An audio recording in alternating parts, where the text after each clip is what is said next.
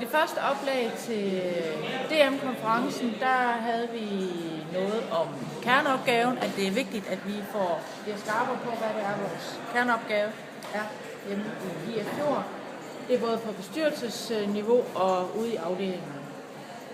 Så var der også en vigtig pointe med, at vi skal lykkes sammen. Altså det, vi laver, det er ikke bare noget, vi laver sammen, men det er jo klip.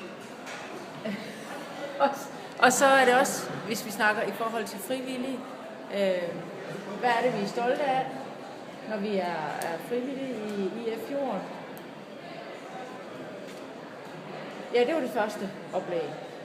Så var der workshops, og der var blandt andet Katrine og jeg, der var på kommunikationsworkshop, og der er det vigtigt, at vi er godt i gang med vores kommunikation på forskellige platforme, og det er vigtigt at være på så mange platforme som overhovedet muligt, men vi skal have en strategi for, hvad det er, vi vil med de her platforme.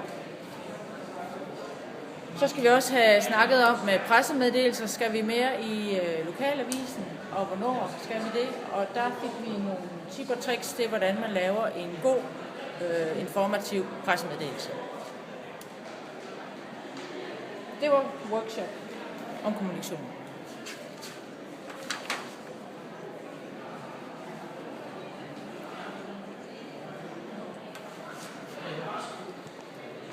Ja, så var vi inde og høre Søren Østergaard, der talte i forhold til unge, at det var vigtigt, at de fik et frikvarter i en travl hverdag, hvor der er andre, der sætter rammerne og bestemmer, og hvor man kan få lov til bare at være der og være sig selv. Og hvis man gider at være med, så er det rigtig fedt, og man kan også godt have lov til bare at slappe af og være der. Det gælder for os som instruktør og forening om at spille de unge gode på mange forskellige måder.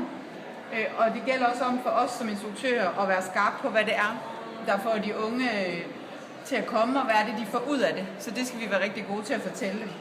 Så skal det vigtigt, at vi lærer dem, at det er ok at fejle, og at øvelse går mester.